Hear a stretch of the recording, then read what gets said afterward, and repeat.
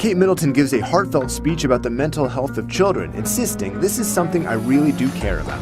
My own journey into understanding the importance of early childhood actually started with adults and not with children. It was about prevention. I wanted to understand what more we could do to help prevent some of today's toughest social challenges, and what more we could do to help with the rising rates of poor mental health. While many philanthropists are known for supporting various causes by donating large sums of money and making brief public appearances, Princess Catherine prefers to take a more practical approach. She endeavors to meet the people in person, speaking with them and offering the encouragement they need. Because of these personal encounters, there are many stories of children who almost gave up on life but began to smile again after a friendly, unexpected visit from the princess.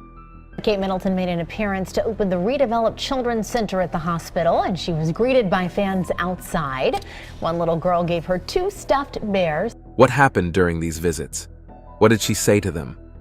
Join us as we explore some of these heartwarming stories and the many deeds of Catherine Middleton. Craig's big moment with the princess.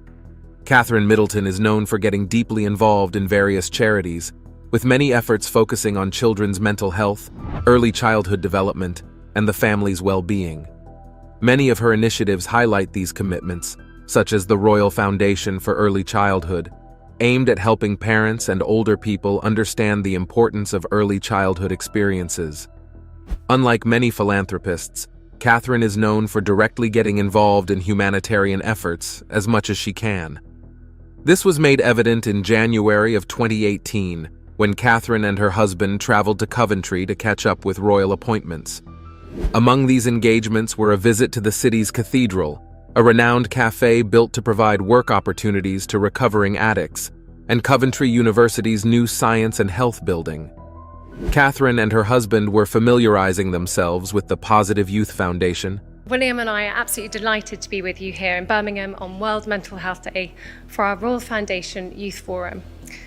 William and I continue to be inspired to see young people, like you all here today, leading this charge. An initiative formed to help young people get better careers and opportunities. It was then when they came across a little boy who looked sick. Upon seeing the boy, Catherine immediately got involved, walking over to him and handing over a sick bag. The boy's eyes widened as he saw the Princess of Wales gently placing her hands on him to make sure he felt better. Craig Skipper, the 10-year-old boy, had begun to feel sick after waiting 3 hours for Catherine and her husband to arrive. And when they did arrive, the child was looking tired, like was about to faint. Concerned about the young boy, Catherine bent down to talk to him. With concern in her eyes, she had gone to one of her bodyguards and returned with a brown paper bag for the boy. Thankfully, the boy didn't need it, as he felt better not long afterwards. To the Princess of Wales, this was just one encounter out of several, but to the young boy, this would be a moment he would never forget. Carol Flynn, a learning mentor at the nearby school, spoke about this, stating how Catherine took her time with Craig. It was obvious she was a mother. According to Flynn, she could almost see the love in her eyes at that point. This moment highlighted her instinctive caring nature for children, but it wasn't the only time something like this happened. Solving puzzles with the princess. Catherine's motherly nature was most apparent when she joined the pupils of St. John's Church of England Primary School in a craft lesson. The Princess of Wales talked with young students about connecting with others and experiencing different feelings. She sat down with children from St. John's Church of England Primary School in Bethnal Green, London's East End, and joined them for a craft lesson. She got to work with the children, solving puzzles and building blocks as she talked to them about mental health in the simplest words they could understand. As she worked with the children, she asked each of them how they coped with their emotions. The princess had supported the various charities that established the Children's Mental Health Week, a period set apart for different activities aimed at helping children achieve and enjoy complete mental and emotional well-being. This period was established in 2015, with a mandate for all week schools, families, and youth groups to get involved in the initiative. Catherine had shared her convictions about this multiple times, stating it as very good for emotional health and well-being. The princess stated she was a firm believer in giving children the tools needed for navigating the mental issues that come with growing up, and she demonstrated that in this encounter with the children. During the crafts lesson, a young boy told the princess how connecting helps him express how he feels to people around him. The project we're working is connecting with others. And why is that important, do you think? Connecting releases our emotions to your other people that you care about. Absolutely. After the princess responded, another classmate spoke about how she coped with her strong feelings by taking deep breaths and drinking some water. When the session came to an end, Catherine encouraged the children to always express how they felt to those who cared about them, while asking others to do the same as well. Today, Princess Catherine is known for providing the funding needed to run several hospitals and caring homes. Among these centers is the Evelina London Children's Hospital, whose efforts in providing healthcare services to children and young adults have been praised by the royal family. As we shall see, each of her visits to these hospitals made headlines. Catherine's hospital visits and experiences. Perhaps the most notable of her visits to the Children's Hospital was in December 2018, when Catherine and her husband announced they would be patronizing the establishment moving forward. This brought smiles to the faces of many, and the event was marked by Catherine's interactions with the children receiving treatment. She showed great empathy to the little ones, putting them at ease at a time of great distress. She also spoke with some of them about their experiences by offering words of comfort and encouragement. Being very practical in interacting with children, Catherine took part in various activities. She joined them in making decorations and pictures, creating a peaceful atmosphere that lifted their little minds. After interacting with the children, Catherine took the time to speak with the hospital staff, appreciating them for their hard work and dedication to the young children. The Princess of Wales made her next visit in February 2019 to celebrate the hospital's 150th anniversary. As usual, she joined the children in making birthday cards for the hospital, bringing attention to the establishment's history, latest achievements, and ongoing efforts to help children across London and beyond. It was celebrated in grand style, and her next visit was scheduled for the following year, but something unexpected came up. As we all know, the pandemic of 2020 triggered a lot of restrictions around the world, and London was not an exception. So the princess had to adapt to the times by engaging with the hospital virtually. Wanting to provide comfort and entertainment at a difficult time, Catherine took part in a virtual storytelling session with the children watching from the hospital. She read stories from different books to the little ones as they listened with excitement. After that, she had a separate session with the hospital staff to discuss the challenges they had with the many restrictions that came with the pandemic. She encouraged them to keep pushing forward while expressing her gratitude, promising to keep supporting the hospital as she always had. Over the last 9 months, the pandemic has been a worrying time for us all. We've experienced isolation, loss, and uncertainty. But in the midst of this crisis, we've also seen huge acts of kindness, generosity, and empathy. Aside from this, Princess Catherine has also been a patron of East Anglia's children's hospices. Known to many as EACH, the charity offers care and support for children with life-threatening conditions, along with their families across East Anglia. She became the royal patron in 2012, early in her role as Princess of Wales. This decision was influenced by her natural interest in children's health and the well-being of the family. This act alone helped raise the profile of EACH, bringing greater awareness about what they do and its importance. Not long after doing this, Catherine opened the Treehouse, a new caring home for the terminally ill, in March of that same year. It was one of her first single engagements, and it marked the start of her direct involvement in charity. There, she met with the families of the children, showing great empathy and helping them feel heard and understood. She ended the occasion with a heartfelt speech, showing admiration for the children's courage while explaining the importance of the EACH initiative.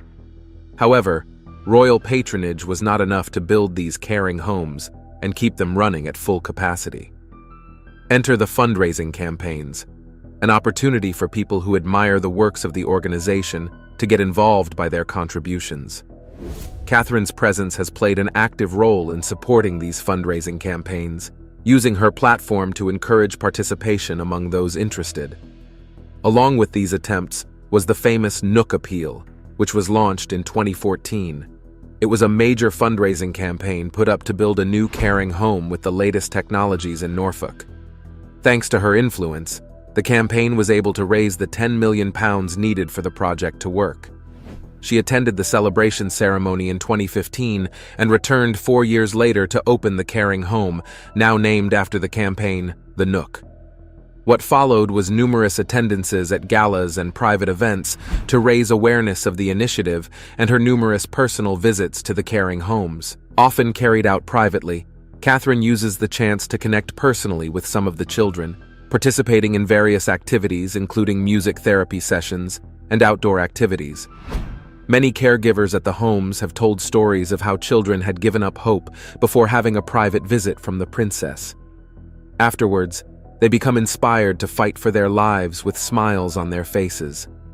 For the parents whose children had the most terminal cases, Catherine offered a listening ear, doing the least she could do so they could at least feel heard and supported to the bitter end. These efforts weren't stopped by the pandemic either, as through virtual calls and visits, the princess continued to support the initiatives despite the restrictions. This was made evident during Children's Hospice Week in May of 2020. This time, she took part in a virtual call with families and staff from each, also joining in a virtual storytelling session with the children. Hello guys! Hi! Hello! Prince William and Kate Middleton couldn't have chosen a better cause for their first video call. Her narration of The Owl Who Was Afraid of the Dark was most thrilling, with children giggling in excitement as they heard the princess read them the story. The Royal Marsden Hospital also gets support from the princess, known for its intensive research and care for patients battling with cancer. She also raises awareness of the issues addressed by these hospitals while making sure they can continue helping people as they always have. Her first visit to the Royal Marsden Hospital was in September of 2011, not long after her marriage to Prince William. This was part of her earliest attempts to get familiar with the charitable causes and organizations that have been supported by the royal family. Since 2007, Prince William has always been the president of the Royal Marsden, continuing the legacy of his mother, Princess Diana. Catherine and her husband met with the young cancer patients, talking with the children and their families while offering words of comfort and encouragement. The hospital usually put children through therapeutic activities to reduce stress. This time, Catherine took part in several of them. Among these sessions were simple crafts, painting and playing games, creating a relaxing and joyful atmosphere. While these events were designed to do just that, having the princess directly involved was a game changer. Though the main purpose of the royal couple's arrival was to draw public attention to the Royal Marsden's work in cancer care and research, Catherine couldn't help but spend much of her time playing and talking with the children, as she always did. Her next notable visit was in October 2015, when she visited the Oak Center for Children and Young People at Royal Marsden Hospital. This visit was focused on the specialized care given to young cancer patients. As usual, she interacted with the children by listening and showing support in the best ways she could, especially those facing the most painful treatments and longest stays at the hospital. The stories Catherine heard from these children were so dark that she wanted them to escape the realities of their illness, even though it was just for a moment. So they got into therapeutic activities as soon as possible, engaging in playful sessions that brought smiles to the faces of the children who were in pain. Still having the children in mind, Catherine spoke with the doctors to learn more about the terminal cases some of the children were facing. Though their hard work was promising, a lot of the children were suffering terribly, and something needed to be done to improve patient care. So, for the next 2 years, several improvements were made to the Oak Center for Children and Young People and the Royal Marsden Hospital. Among these improvements was an increased capacity to accommodate more patients. This way, the hospital would treat a much greater number of children and young people with cancer. They did this by providing more inpatient beds and spaces for daycare. This way, there would be more flexibility for both long-term stays and outpatient treatments. These services were more streamlined for effective care, with many areas redesigned to better meet the needs of children and their families, providing more space for consultations, treatments, and recovery. The princess has been actively involved in a wide range of efforts since she became a member of the British royal family. Her work covers various causes, including mental health, early childhood development, addiction, and conservation. Her mental health awareness campaign focuses on reducing the bad press surrounding mental health issues. We need to help young people and their parents understand that it's not a sign of weakness to ask for help. A child's mental health is just as important as their physical health and deserves the same quality of support. With the help of her husband, Prince William, and brother-in-law, Prince Harry, she launched the Heads Together campaign in 2016. This campaign alone brought together 8 mental health charities. They had open discussions that encouraged people to speak out about their mental health struggles without feeling embarrassed. This campaign also brought about the creation of an always online text messaging service targeted at young people seeking help in crisis. What followed was the launch of Mentally Healthy Schools, an initiative that provides staff with the resources needed to help children keep a cool head at all times. Catherine also works on various initiatives aimed at early childhood development. Aside from her many visits to healthcare centers over the years, she spearheaded a survey in 2020 held to understand the current public perceptions of early adulthood and its impact on lifelong outcomes. This alone generated over 500,000 responses, making it one of the largest surveys addressing issues of early child development. Beyond that, Catherine has great support for people struggling with addictions. She has been a patron for various charities aimed at helping families affected by this problem. Catherine visited various treatment centers, spoke with several recovering addicts. She met with women recovering from alcohol and drugs. The last time the Duchess was seen in public was January 11th at a portrait unveiling. And participated in many group discussions for a better perspective on what it means to live with addiction. He also gears her efforts to helping families raise their children in healthy, nurturing environments. She demonstrated this by supporting Family Action in 2019, a charity focused on providing practical, emotional, and financial support to families in need. Having a great interest in art and culture, Catherine has also been a patron of the National Portrait Gallery patronage since 2012. She has shown support for various exhibitions and initiatives aimed at making art accessible to everyone, including sponsoring community outreach programs. She became the first royal patron of the Victoria and Albert Museum in 2018, with roles involving promoting the museum's educational programs and cultural heritage initiatives. She also patronizes several sports organizations, including the All England Lawn Tennis and Croquet Club, Sports Aid, and the Lawn Tennis Association. Catherine and her husband also hosted the King's Cup Regatta, an annual yacht racing tournament in 2019. The Princess of Wales has also committed herself to different conservation efforts, supporting the work of the Natural History Museum, aimed at encouraging children to learn about the environment and the importance of conservation. She co-signed a garden for the RHS Chelsea Flower Show, focusing on the benefits of nature and outdoor activities for children. She has shown strong support for emergency responders and workers, acknowledging the crucial role they play in society. She does this by participating in events supporting the 999 Emergency Services Day, meeting with first responders to learn about their challenges, and providing support in different ways. Her support for the emergency responders was most apparent during the pandemic, as she supported them through virtual visits, video calls, and campaigns aimed at highlighting their efforts. But it doesn't stop there. For the veterans and armed forces, Catherine sponsored the RAF Air Cadets, supporting the organization's efforts to develop leadership and life skills in young people. She also gets deeply involved in this, attending events and meetings with cadets, and even participating in activities to show encouragement. She also supports the various charities aimed at war veterans, stressing the importance of recognizing the sacrifices made by retired soldiers so everyone can live peacefully today. Catherine has also shown genuine interest in different social justice causes, particularly the anti-bullying initiatives in schools, and raising awareness of how bullying contributes to the many issues surrounding children's mental health and well-being. The princess has also sponsored different charities aimed at addressing homelessness, visiting shelters, and engaging in discussions on what could be done about it. Catherine has also been involved in numerous international efforts focusing on education and child welfare. She has made several visits to vulnerable communities, including places in India and Pakistan. The Cambridges had come to the Pakistan Monument tonight, a huge lotus flower overlooking Islamabad. It's a first visit here for William and Kate, showing support for various initiatives aimed at providing children with opportunities for a better future. Everything we've covered so far doesn't even come close to all the initiatives and charities patronized by Catherine. The Princess of Wales showed great commitment to promoting overall health and well-being, supported the Royal Society for Medicine, patronized different measures for preserving wildlife, and raised awareness for rare diseases through the many organizations that needed to be supported. Princess Catherine's practical approach to handling different issues highlights a genuine interest in serving people in the best way she can.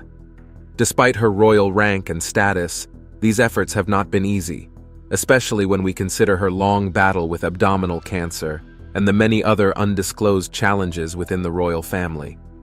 Because of this, royal fans around the world can't help falling in love with Catherine, as she continues to do the little she can for the good of her people. While attending the 2007 Rugby World Cup semi-finals in Paris, the then 23-year-old Harry drove through the Paris tunnel where his mother died 10 years prior. He recalls asking his driver if he knew where the tunnel was and telling him that he wanted to go through it at the exact speed that Diana's car.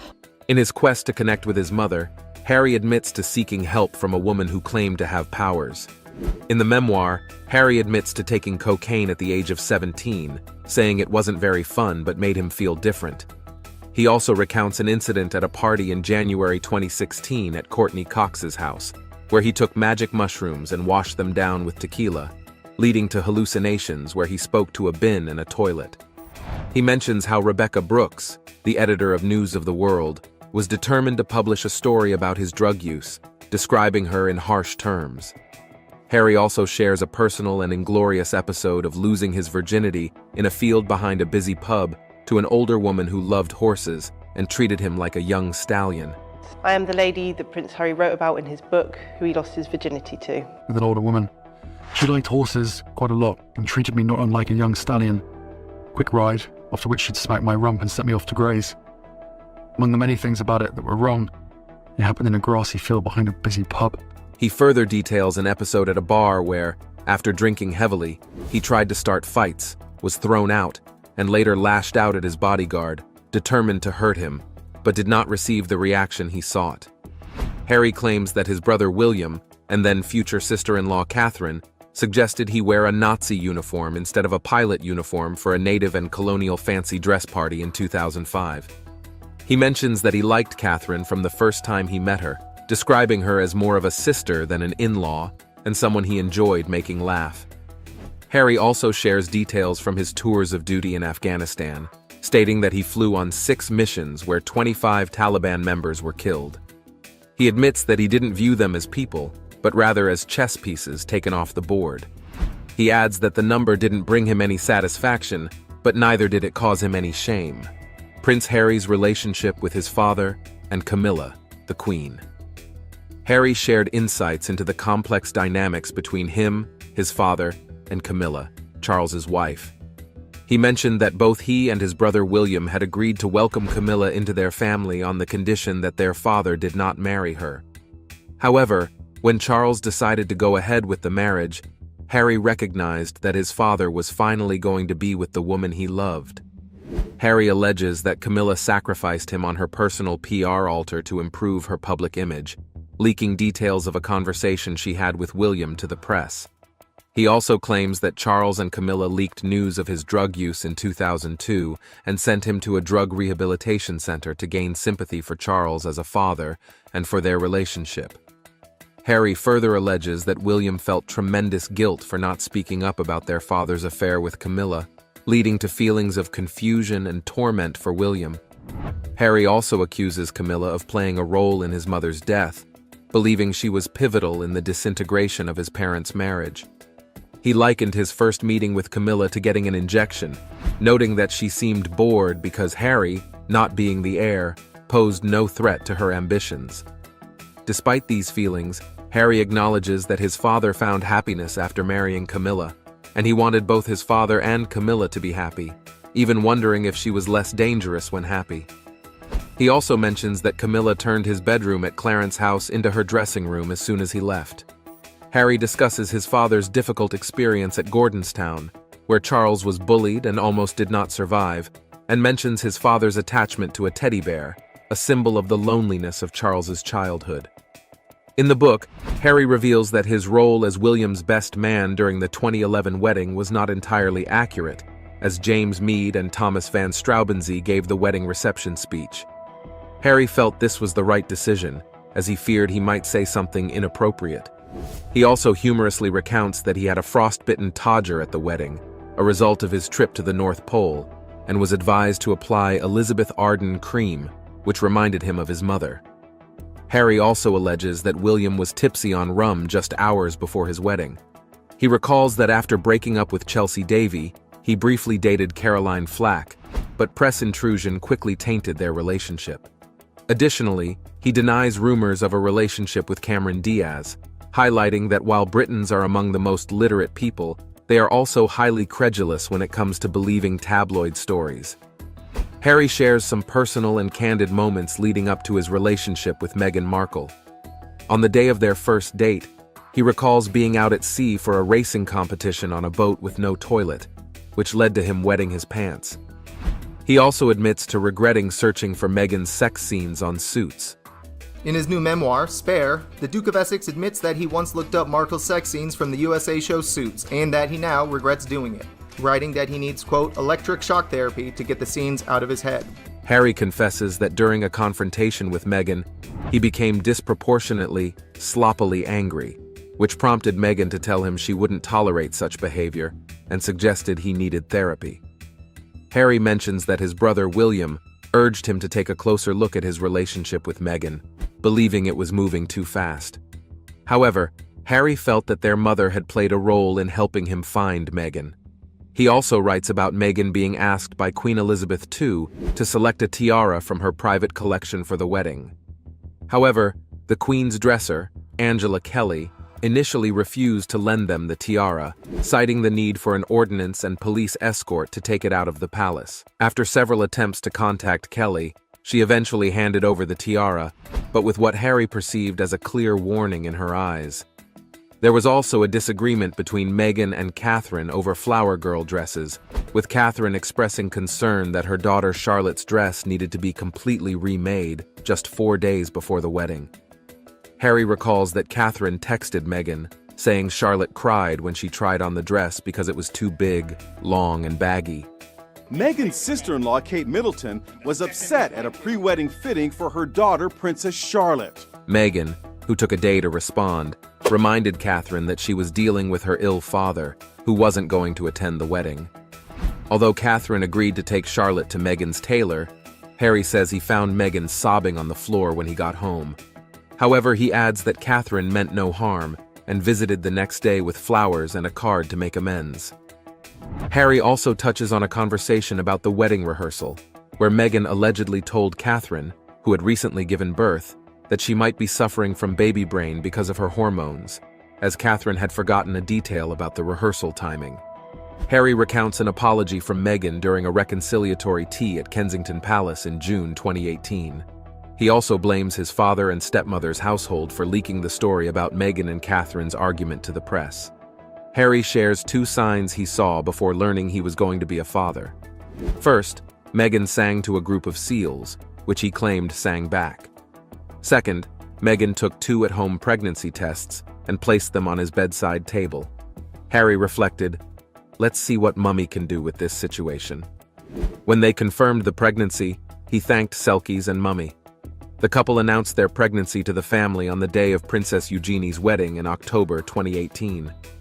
Harry describes using a canister of laughing gas to stay calm during Meghan's birth. He also recounts Meghan's miscarriage in 2020.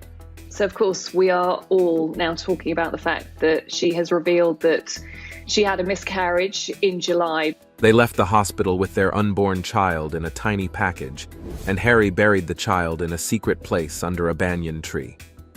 The memoir details a confrontation between Harry and William at Nottingham Cottage in 2019. William, who visited to discuss their strained relationship, reportedly criticized Meghan as difficult, rude, and abrasive. Harry dismissed these comments as repeating press narratives about Meghan. During their argument, William allegedly grabbed Harry by the collar, ripping his necklace and knocking him to the floor, landing on a dog bowl that broke and cut him. Harry chose not to retaliate, and William later looked regretful and apologized. Harry called his therapist, and Meghan was deeply saddened by the incident. In his book, Harry reveals that his father, Charles, questioned whether Meghan wanted to continue her acting career since they did not have much money. Charles supported the couple until their departure from the UK, but feared Meghan's popularity might overshadow him. Harry also claims that Charles and Camilla were uncomfortable with William and Catherine receiving too much publicity. Harry expresses surprise at losing his state-funded security after stepping back from royal duties, especially since his uncle Andrew, who faced serious allegations, retained his security. He criticizes the Sandringham Summit, calling it a fix by royal household officials he nicknames the Bee, the Wasp, and the Fly, who he says used Machiavellian tactics to consolidate power. Harry recounts a tense meeting with Charles and William after Prince Philip's funeral in April 2021. Charles pleaded, "Please, boys, don't make my final years a misery." Harry describes William as his dear brother and arch-nemesis, and notes his brother's noticeable baldness and fading resemblance to their mother. During a walk, William questioned why Harry hadn't raised his concerns within the institution sooner, and suggested he take his complaints about the Megxit agreement to the Queen. First Brexit, now Megxit. Sources say the Queen has called on aides to urgently define the new roles of the Duke and Duchess of Sussex in the space of days, not weeks. Although William later told Harry he loved him and wanted him to be happy, Harry admits he didn't believe his brother's words. Harry and Meghan tell-all interview. The revelations surrounding Prince Harry have continued to captivate the world, especially since his decision to step back from royal duties in 2020. The events that unfolded afterward have only added to the intrigue. Although Prince Harry and his wife, the Duchess of Sussex, have distanced themselves from their official roles, they have certainly not stepped away from the spotlight.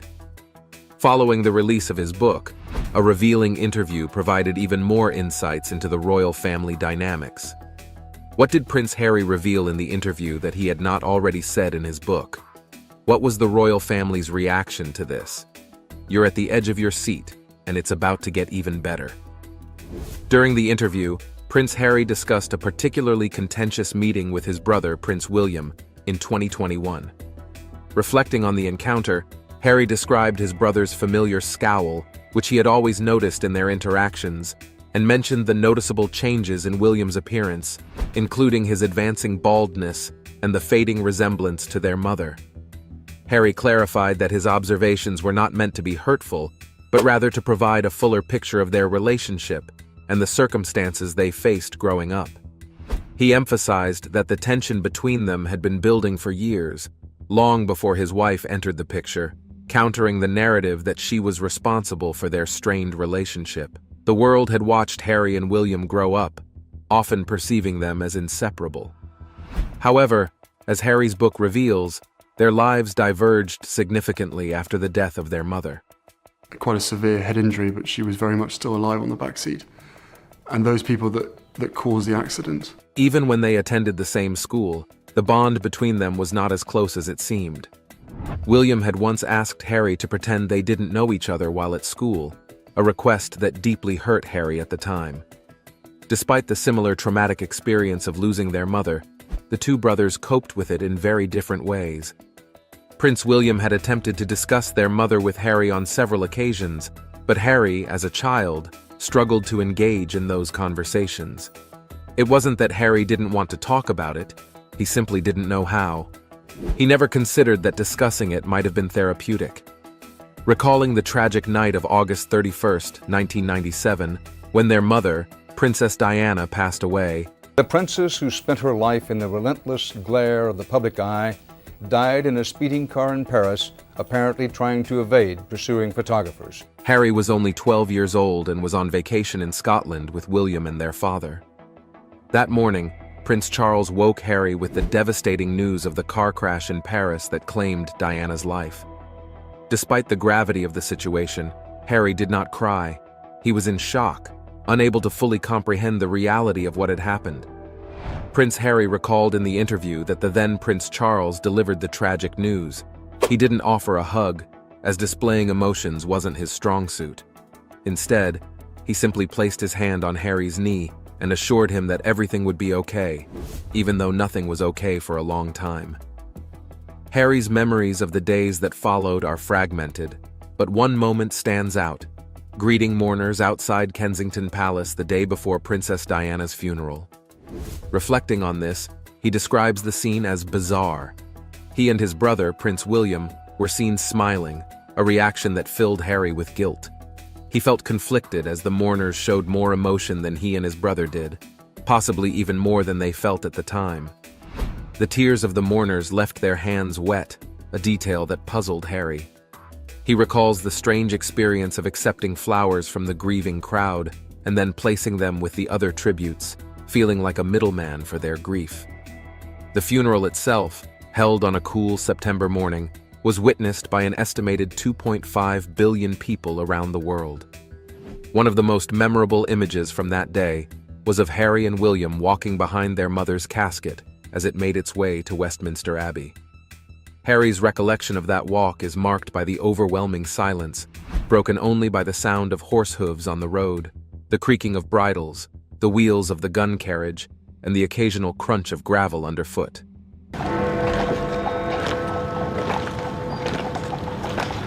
After the service, Princess Diana's body was taken to Althorpe, the Spencer family's ancestral estate, for burial. It was only when his mother's coffin was lowered into the ground that Harry cried for the first time since her death. During his teenage years, Harry did not cry, as he struggled to accept that she was truly gone. A part of him believed that Diana would never have left them like this, and another part of him wondered if it was all part of a larger plan. For years after Princess Diana's death, Prince Harry clung to the belief that his mother might have decided to disappear for a time and would eventually return. This hope persisted well into his adulthood, with Harry often waking up and wondering if that day might be the one when she would reappear. This belief was so strong that, at the age of 20, Harry requested to see the police report detailing the crash that killed Diana, her boyfriend Dodi Al-Fayed, and their driver Henry Paul, while being pursued by paparazzi in a Paris tunnel. Both Harry and his brother, Prince William, had directly asked their father not to marry Camilla, fearing that it would cause more harm than good. They saw how happy their father was with Camilla, and believed that should have been enough without the need for marriage. Despite their reservations, they wanted their father to be happy. However, Harry revealed that Camilla had launched a campaign in the British press to pave the way for her marriage to Prince Charles. He even expressed a hope that Camilla might be less dangerous if she were happy. The danger, according to Harry, stemmed from Camilla's need to rehabilitate her image. She was the villain. She was the third person in the marriage. She needed to rehabilitate her image. And the connections she was forging within the British press. This need to secure her position within the royal hierarchy, and as queen consort, led to the exploitation of others, including Harry and William, for better tabloid coverage. Harry writes that he felt sacrificed on Camilla's personal public relations altar, used by both her and, at times, his father, to gain favorable headlines. When Harry introduced Meghan Markle to his family in 2016, his father initially took a liking to her, but William was skeptical, dismissing Meghan as an American actress. Other members of the royal family were also uneasy from the beginning, even before they had a chance to know her. The British press seized upon this unease, amplifying it into a frenzy. The mistrust, as Harry revealed, was rooted in stereotypes, Meghan being American, an actress, divorced, and biracial with a black mother.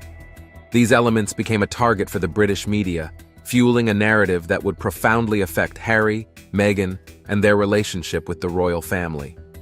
Within the royal family, The same stereotypes that fueled mistrust in the media also affected their perceptions. Prince Harry's family regularly read the tabloids, often laid out during breakfast when everyone gathered together.